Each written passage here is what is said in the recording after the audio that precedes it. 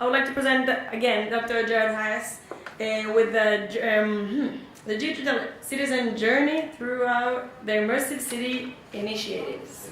That was a translation from Hebrew. And welcome back. ואחר כך אנחנו נדבר על גם נגיע לסייבר וגם עוד הצגה של בעצם קהילות טכנולוגיות של סיטיזון. זה אחר כך לעוד יותר הפסקונת ודברים מחכים בהמשך. Thank you everybody. Welcome back after lunch. That was a very good lunch. This is a little bit of a continuation of the talk I had this morning to kind of fill in a little bit of the details. I kind of step through some of the challenges, and then one of the initiatives that we're working on. One of the reasons why I'm here is to see if we can develop a partnership with IEEE and with CDI and with the Gavyam and all of the groups in Israel. There's a lot of commonality. As I mentioned earlier, the same challenges are met worldwide. So the more people we can have working together, the faster, the better we can come to a solution. So this is the digital citizen, is that individual, again, sorry about that. And this is their journey through an immersive city. I didn't make up the terms. The digital citizen is IEEE, and immersive city is what they call smart city as well. So they're kind of branding a bunch of initiatives under those umbrellas. Just a real quick commercial. I work for the Wireless Research Center. It's a nonprofit center in North Carolina, which is on a map over there, just south of Washington. And we are a nonprofit. We promote wireless technologies and the advancement of wireless technologies. So very much what we're trying to do is to get people to work together. One of the differences with the wireless centers, we don't hold any intellectual property. We assign patents to whoever we're working with. And so that keeps us very much neutral. So we work with industry, academia, and a lot of startup communities. It was great to see the startup community here as well. What I don't have on the slide is we have an initiative called Riot, which is kind of a play on words, Regional Internet of Things. And we host meetups or events that have about 500 attendees once a month. It's free. We provide food and beer and the venue. And a lot of startup companies come to that. And it's all on IoT and technology, so you bring people together. So this is the slide earlier showing IEEE, where they live with the digital citizen in their journey. Sensors and 5G, I'm going to be talking a little bit about that. The blockchain is on data security, and we've heard a lot about smart cities and IoT this morning. The challenges, these are what I mentioned earlier, the wireless challenges. My background is antenna design, so I'm very much a hardware person. I'm not a software person, but I appreciate software. Just like you say, wow, with wired, wireless, and antennas. I like three-dimensional equations as opposed to digital solutions. And then we get into the hardware and software security, and then the global harmonization of it. For the Internet of Things, this was I borrowed these slides from a presentation made to the FCC a few years ago. And we're looking at about over 5 billion, I think the number's higher than that, of connected devices, machines to machine, to sensors. And they kind of encompass a very broad range of our city, our future city, our lifestyle. The intent is to really make the quality of life better, to enhance the quality of life, and also to enhance efficiencies, be it commercial efficiencies or city operating efficiencies. So if you look, that there's environmental monitoring and mobile health. We talked about that. There's sensors there. When we talk about smart cities, smart utilities, connected buildings, connected industry, and asset tracking, all of these have sensor applications. So sensors are really where the data gets generated. One of the things I like to say is the wireless is really kind of like the plumbing. You don't really care how it works, you just care that it works. It's really all about the data, and it's about the data analytics. And so that's where the motivation for kind of collaborating is, let's build a better plumbing, and then let's see what we can do with that shared resource. And this is a little bit of an overview on connectivity. So we have that digital citizen. And then at the first level, people are familiar with your Bluetooth talking to you from your headset to your phone. That's your personal area network. Body area network, if you start to talk about medical devices, you have on-body, in-body types. You take a pill, and there's a radio transmitter for some people. All of those are really unique wireless challenges, but it's that first level of connectivity. One of the examples, so Bluetooth they have low energy Bluetooth. That's kind of the next generation. It's very low power. The batteries will last for years. We're at the point now where we're starting to integrate a lot of medical devices. So for example, like a glove that somebody can put on, and it measures their blood oxygen, their glucose, and it's all powered by the movement of the body. Right? So it's pretty fascinating stuff. There's a multi-university study in the US that is coming up called ASSIST, A-S-S-I-S-T, and it's using body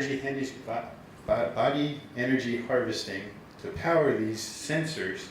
The challenge is you have like picowatts of power, so very low levels of power. How do you get the data from that sensor out next? And the challenge is Bluetooth, it's got too much overhead, it requires too much power even to make it across the body. So we have to come up with either like ultra low Bluetooth or some other type of standard. So that's that personal area, body area network. And then it expands out. So you can think your handset, your Bluetooth talks to your handset in the personal area network. Your handset talks to your Wi-Fi, the 802.11. The cool part is access points it's a global standard. It's spearheaded through IEEE. There's a European standard. You don't hear so much about it. And then you extend out and you start to get into the metropolitan area and wide area networks. And that's where you'll hear like LTE and the mobile carriers here. Those are standardized. There's a group called 3GPP that does a very good job harmonizing your cell phone so that you can get off the plane anywhere in the world, turn it on, and within a few seconds you're on the network. You can surf the internet and you can make phone calls and receive texts. LoRa, Sigfox, and narrowband IoT, those are the top left-hand corner. Those are for sensor applications. They're very low power. They kind of they're out there now, and the challenge is next generation wireless is trying to encapsulate that into their universe. So an example with a LoRa application, you could put a sensor on a bridge and it'll last for 10 years. Very low data. It just sends something once an hour. Those are the types of sensors that you would put in a city scale.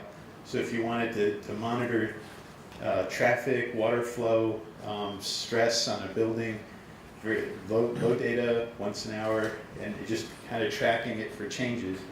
Those applications are perfect for that. The 5G is the next generation wireless. And so that's where I know in the US, there's a lot of buzz on 5G. Fifth generation wireless is what the 5G stands for. If you can think about the first generation is a cell phone. Usually it was a bag phone with a big antenna, and you could talk, and you're on the move. You got a phone that's off the wall, and you can move around. The second generation is you can start sending texts. Like very brief texts, and then they charged per text. Third generation is when we started getting a little more internet. I guess there was some pre-Android, pre-iPhone. We could surf the web to kind of check the weather. It took like 3 minutes to get it, but that was, and now we get into the Androids. They went into 3G, and then 4G was the LTE, long-term evolution. Higher speed, higher throughput. Now you can get infinite data plans, and you can check, Google in real time on your phone. Where they're going next is 5G, the fifth generation, and there are no real 5G networks that are out there. There are aspects of 5G. What you'll hear is a lot of marketing spin of what is 5G, and there are three aspects of 5G, and each one of those aspects can claim 5G, at least on a branding term.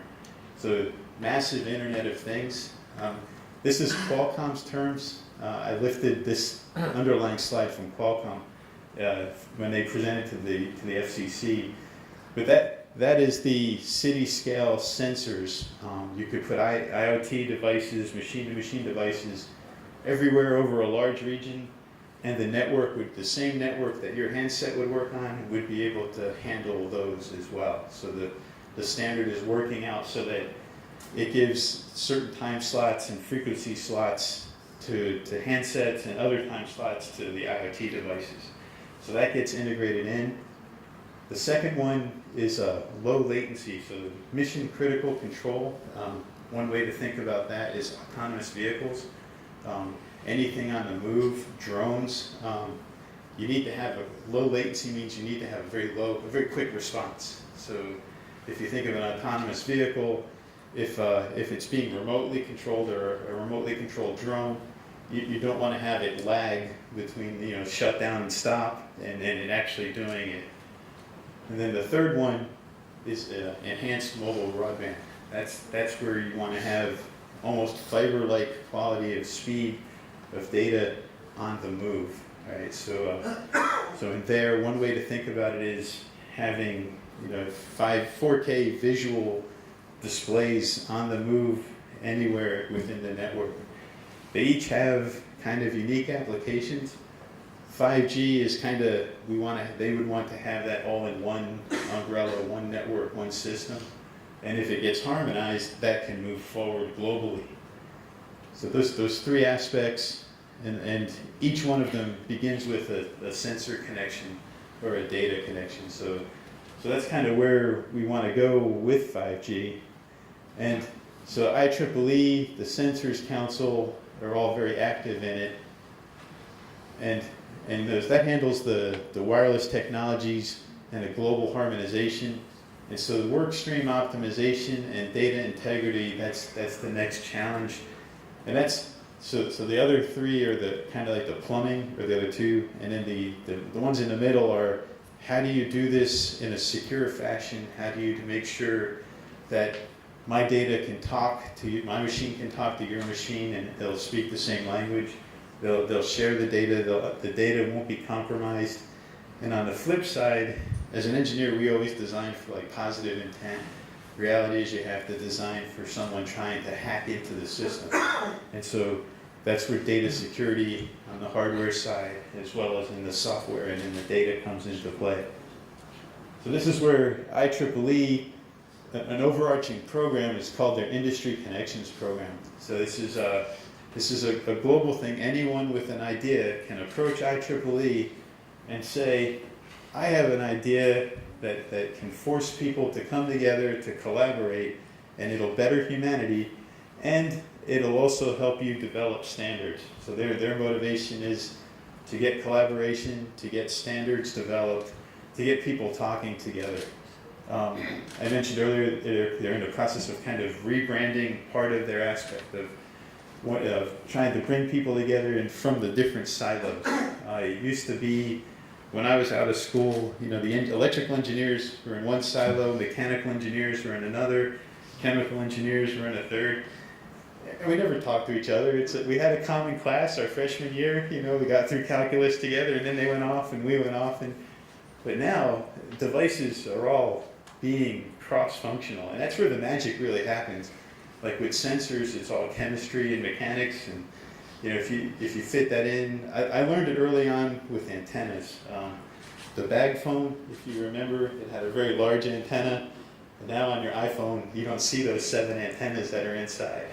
So each one of those efforts took a lot of work with the mechanical designers as well as the industrial designers, because nobody wants to buy a large antenna. Same thing with the challenges that we're going. One of the things here at the Experience Lab is the user experience. The engineers are the worst designers for products. We do it because it's cool, because the technology works, but usability, it's got too many buttons, or no one's going to want to use it. It's not practical. So again, bringing everyone together. IEEE also has a consumers group as well. So that's why IEEE really has all of the groups, and they really want to talk to each other. We just need to kind of help them do that and bring them all into the same room. And so this industry program, you propose a task or a concept, you get 2 years to bring people together, and what comes out of that is a standard white papers, conferences and workshops, kind of like the workshop we're having today. Having more of those will come out of this. And really it's about trying to get people to work together. And what we do here is the digital citizen is part of, I had proposed a program called the Connectivity Harmonization of the Digital Citizen. I didn't come up with the wording, I just said, talking to the individual and making it ubiquitous. And this worked into the immersive city, and it got approved. It was outside the box, and so we're moving it forward, and we're trying to get the stakeholders globally to come together and kind of say, hey, I have this tool, someone else has that tool, can we share? It really is all about sharing. That's another kind of, we learned it in kindergarten, and somewhere along the line we forgot. So the collaboration benefits is you're sharing knowledge and you're fostering innovation. At the end of the day, it's time to market is faster, it's cheaper, it's more effective for the end user. And there are 7 work streams for the program, so this is the initiative that I'm leading. I won't go through all of them, just the first, I'll describe the first several ones. The big one is a wearable wireless test bed. That's basically a facility where we can have a common frame to develop solutions on. So it's a physical laboratory with similar components, and if we have the same lab in different parts over the globe, we'd be able to develop quickly and share our experiences so that it moves the needle forward. So IEEE is like, oh, you can develop standards that way as well. So that's their motivation. And then the data stream optimization, going beyond the personal area network, adding blockchain into that. And then the data, we talked a little bit earlier in one of the talks, I think it was on the legal talk, the GDPR, kind of a person's right to data. And I know that Europe led the way with the GDPR first, and then the US is lagging. But really that's where we have to figure out the common sense. What makes sense with the data? Like what makes sense with your personal data? Who owns it? And what's the intent with it? And then harmonizing for 5G and beyond. And then the most important one afterwards is always outreach and educating everybody. Because we don't want to do it in a vacuum, and we want to share what we do. So the wearable wireless test bed is really a combination of a few things. On the left is it's a chamber that's used. We have one in North Carolina, and it's I guess that doesn't work. The big ring in the center, you're able to put a person in the middle of it, and you spin that person around, and you're able to see everything radiating in and out of that body. So it's a really big toy if you're an engineer, for an antenna engineer, but it's got a lot of potential to look at different things and to quantify it and make repeatable measurements. On the right-hand side are human phantoms, things that simulate a human. If you remember some of the earlier cell phones, it has 5 bars on the table, 3 bars if you hold it, and it might drop a call if it's next to your head. A lot of that is really poor antenna and radio frequency design around it. So the industry came up with phantoms that mimic the human body with respect to electromagnetics. So the yellow head is the industry standard now. With the black hands, they're loaded to behave like a human head. If that same phone that would drop a call next to your head, it would drop a call next to the yellow head. If it went down by your hand, it would also go down by the human phantom hand. It creates a very repeatable environment. And that was developed in collaboration with another nonprofit in Zurich called the ETIS Foundation. And they developed a full human body. It's about a 6-foot phantom. So now you could put cell phones wrist devices, pacemakers, wearable electronics that can be integrated in, they can all go on that body and put into that chamber, and you can test anything radiated and establish that link. The other aspect is it takes it to another level. Right now, if you lose your Bluetooth headset connection, you miss out on some iTunes verses. But if you had a mission critical device or a biomedical device, if it was connected to your pacemaker, it's more critical, right? So that's one of the messages we as a nonprofit have been saying is if you're going to jump into the medical wireless space, make sure that you make the requirements tougher, so that because the risks are greater. And this is just a snapshot of what an anechoic chamber is. Anechoic means no echo. Chamber is a big metal box. So anything radio inside stays inside, and it doesn't see anything radio on the outside. And anything radio on the outside doesn't get into the box. So you can put a cell phone in the middle of the box, and it doesn't know it's in the middle of a big box. And we have a network emulator that would go on the outside of that box, and we can talk to it and say, hey, cell phone, I'm a cell tower in Israel, and it would talk to me. I can say I'm a cell tower in New York, and it would talk to me. And it's a very quantifiable way of measuring that device. So that we emulate that network. And you can kind of see, those are kind of a snapshot of what the radiation patterns are on different positions of things on the body. So it's kind of a neat visualization to see the radio frequency effects. I'm giving you an example of kind of a medical application where we start with, on the left-hand side, on-body sensors. So that's where the data is getting taken. And then it talks to either your Bluetooth, or a level 2 at your handset. It could talk to a nightstand next to your bed, like an access point. That makes its way to a gateway and then out to the internet. So the proposal for the test bed is to kind of create a uniform lab where we have the anechoic chamber and anything we want to contain in the radio spectrum inside there. And on the outside, we have the network emulator, so we can be whatever network we want to talk to it. It's all very much contained. So now we can contain the data flow, we can contain the physics behind it, and so we can do a lot of experiments and derive, what's the optimum way to do it. We could also put in hacking signals or signals that are trying to interfere with it. Another example is if you had a drone with a GPS connection inside the box, you could try to hack into that as well and see if it does that. So it's a very useful tool.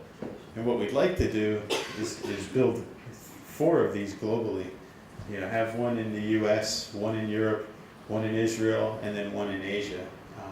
So what we're in the process of now trying to seek funding opportunities that'll bring that together. Inside the box, we can handle the wireless technologies and the data integrity and the data security. And then outside the box, we can harmonize globally, and we can also continue with the integrity and the data interoperability and that stream optimization of the network. The components for the test lab is the anechoic chamber, the measurement equipment, the phantom that I mentioned. You could also do it in free space, which means just the device by itself, and then whatever you want to have on the outside to emulate your controls and your data stream. And the status is where we are now is the idea is the program is a foundation for the other work streams. So once we have the test bed built, we'll be able to do all of the other things on top of that. So that's kind of the plan for that. By the end of this year, we'd like to have 1 or 2 test beds operational. They don't need to be in the same environment. We were talking yesterday, and here, in North Carolina, we have the anechoic chamber. Here we have the lab here, but we also have opportunities to do a virtual kind of network emulation as well. The main idea is to kind of create a controlled environment and then make it reproducible and then share it with other universities and other regions. Making it available to startup companies as well. That's what we did with the Wireless Research Center. So for very little money, we allow startup companies to come in and use it for 15 minutes. And so they have an idea, and it gives them an opportunity so that they're not building $1 million chamber. And we've had a lot of success in that area, especially in IoT. It doesn't make sense for a startup company to hire a staff of antenna engineers to figure it out when they're using Bluetooth or Wi-Fi. It's really helping others. And this is just another summary of, and we'll get these slides, of all of the work streams and where we are with that. It's pretty exciting, and we're getting a lot of momentum globally from this. And it's really now on us to kind of formalize the plan and to formalize the team to come together. Thank you very much. Yes. I have 3 questions. Okay, cool. The first one is the last slide that you had, you wrote about 5G and beyond. I was wondering what some of the visions are for what 6G is going to look like. Second question would be, there are people who are concerned that as 5G becomes much more common, and it has to be just the way it works with any more antennas, as it becomes more common, how do you quell the concerns that some people have with regard to the physical effects that these radio waves have, and to explain it in such a way that people who didn't sit in calculus class with you could understand it? And the last thing is that I know that there have been some tests here in Israel to try and expand the use of 5G here. Some very preliminary tests. From what I understand, they failed. I don't know the whole story. My understanding is that maybe there are commercial reasons that 5G may not take off quickly here. I was wondering if you could address what some of the processes are for getting 5G introduced into a country like Israel or other places. What needs to happen? What are the steps? How can it be encouraged? Because it's going to be such an enormous part of what's going to make cities smarter. It seems to me that that's the technology it will be based on. I don't think there are any alternatives. If there are, you can let me know. But those are my 3 questions. Sure. Let me see if I can answer them all. There are a lot of things with 4G that can make a smart city smart today as well. So I wouldn't wait on the 5G aspect for that, especially for like sensors in buildings and on bridges. Again, if wireless is kind of the plumbing, right? That's, think of it that way. That there's some really good infrastructure out there now. A lot of the carriers, the cell phone tower manufacturers, they're pushing 5G because that's their revenue. So they want to get that out. For 6G, what's happening is the term software-defined radios. So it's becoming less hardware-specific and more software-defined. There are elements in 5G that are happening. Right now, it used to be, I have an AM radio, I put an antenna on it, and it only does AM, right? So then if I made it a software-defined radio, it can do AM and FM, and then it can do TV just by changing the baseband circuitry. And that's where we're going with 5G. There's some software-defined flexibilities.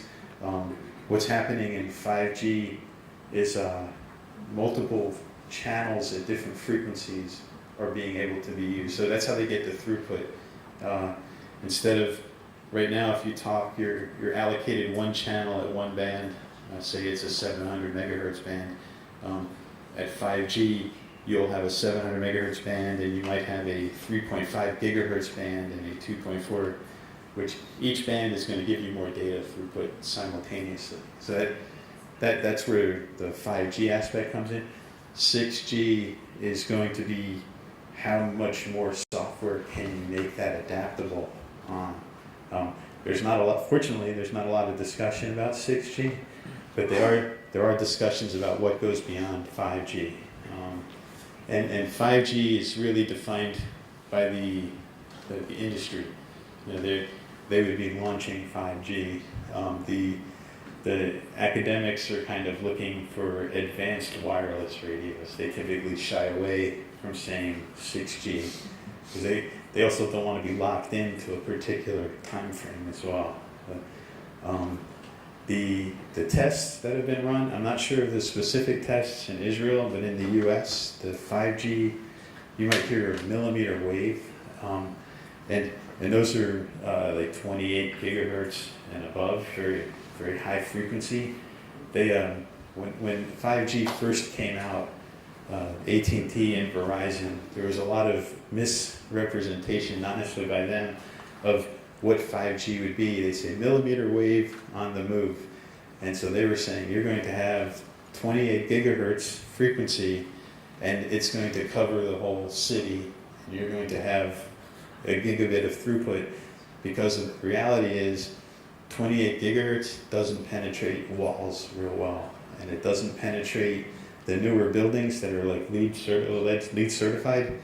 If you have any protection on your glass, the 28 gigahertz very rarely gets in it. So that's why there could have been announced as failures, is that it didn't penetrate into an urban area as people had expected. The way around that, and this kind of answers the other question, is I think what's going to happen is you're going to have much smaller cells, and that'll be smaller antennas as well. But inside a building, just like we have access points buried inside the drop, we'll probably have smaller pico cells that are cellular inside the building as well, so that we can have that millimeter wave coverage, and it doesn't need to go outside the room, and it'll hand off. If I were to walk room to room, it'll hand it off. So that's probably where that's going. And I know that in New York City, they just got approved to look at a millimeter wave going down certain streets for propagation. So that there are technical challenges to a lot of that. The one announcement, you hear them now deploying millimeter wave at the end of this year, and what that typically means is a point-to-point. So an antenna about the size of that speaker can talk to an antenna about the size of that speaker. You can have like 5 gigabits of data going through, and it can go maybe like 2 or 3 kilometers with maintaining that link. And that's what I've heard the carriers say, that's 5G. So it does fit one of the spokes. It's millimeter wave, high throughput. It's been used for cases where you don't have to bury optical fiber, because now wireless is competing with optical fiber, and it's more cost effective, especially where you have a rugged terrain to put it. Now some of the antenna people will be like, well, AT&T in the 80s, they were doing microwaves, over mountaintop to mountaintop, but this is different, they say. But that's, if that answers your questions. The aspect about health, how do you explain to people who are concerned about the health impact? So From what I've seen studies that say it intrudes into your skin by about 9 millimeters. I don't know what that means. I don't think anyone knows what it means yet. But is the IEE looking at that or watching over such reports? So the ETIS Foundation is working on simulations of the human body for that, and then I know the FCC, and I'm not sure if it's I think it's the IEC. A few years ago, IEC and IEEE harmonized the RF exposure. Again, they didn't want to duplicate. The good news is that it's a very good group of engineers that are really trying to understand that. I was part of that group when we were working on handsets, and the engineers really were all about, how much does it penetrate into the head. We're not biologists, so we couldn't make the assessment of what it's doing biologically, but we could make the assessment of skin depth and tissue interaction. So that they are looking at that. So but I don't know the answer to the health. But I do believe that they wouldn't release something knowing that there was a potential risk. I hope that's still true. Yeah. It's, I was on the inside before, you know, so I honestly, I'd seen products that were canceled because they came close to meeting a limit, you know, so, but I don't know if that's still the same case. I'd like to believe so. Yes? Okay, I want to ask you if a method of AI sensors can to help in any form to resolving of different social problems in the future smart city. So solving social problems. Yeah, social problems was anger, was unemployment, was I know social inequality. Yep. It can. It's an area that we need a lot of people to think about because these tools now become available, and that's where, you know, people that are very skilled in sociology, social work. It really needs to be a holistic solution. You don't want the engineers doing that, but I do know, like in education, in rural areas, in the U.S.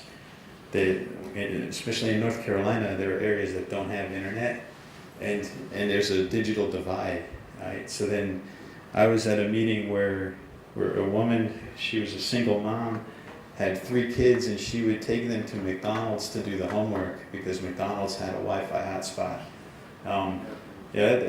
It's frustrating because it's not a technology problem. Yeah, we have they had like cellular coverage everywhere in the state. One of the things we did do is being nonprofit, we get to mess in people's cornflakes. And so we told the carrier, hey, it only cost you like $40 for that little box, and how about if you just put one on every school bus in this county? And we told the county that too. And so one of the rural counties now, the kids were driving an hour each way, and they can do their homework. That's one solution. Another area is on telemedicine. And we had a discussion yesterday about that too. Is I imagine, you know, there's a lot of people. Compliance is very challenging. We all don't like to take the medicines that we're told to take, and it sits on the counter. I forgot. Communication, you know, with your siblings, your children, if they're remote. There really is that human interaction to say, hey, Mom, did you check your blood pressure today? You know, we now have, we have the capability to FaceTime, and getting people used to that type of experience. That's what I would say for social engagement. Thank you. Can you elaborate on the blockchain-based communication, how you address latency, the response time? So the blockchain and then the latency, or the blockchain? The blockchain, the process, can you cause delays on the communication? My understanding, and I'm not real strong in the blockchain. My understanding is that blockchain is kind of more of a data encryption kind of algorithm. I have not seen blockchain slowing the latency down. It's more of validating databases, like metadata, so that if you have your public health record, if you had a blockchain linkage to it, you have a link that only you know, and your data is anonymous, and the only way I can ask to use it is I can use a blockchain linkage to go to the keeper of the data, and it's going to go to you and say, hey, there's an anonymous user that wants to look at your data. Would you allow that? So I haven't heard of blockchain with the latency part, though. This is about the protection of the data. I'm talking about the communication because you refer to it. Yeah. And this is the process. The encryption is Yes. time consuming. It has a processing time. And if we talk about the 5G is a lot about low latency. Yes, the latency for 5G is around 1 millisecond, and I believe blockchain is on microseconds. So I don't think the two interact yet, but yeah, I do have them together in a slide because that it was with the data harmonization. That's why I grouped it there. Thank you. Sorry for the confusion. Yeah. Well, thank you. Thanks.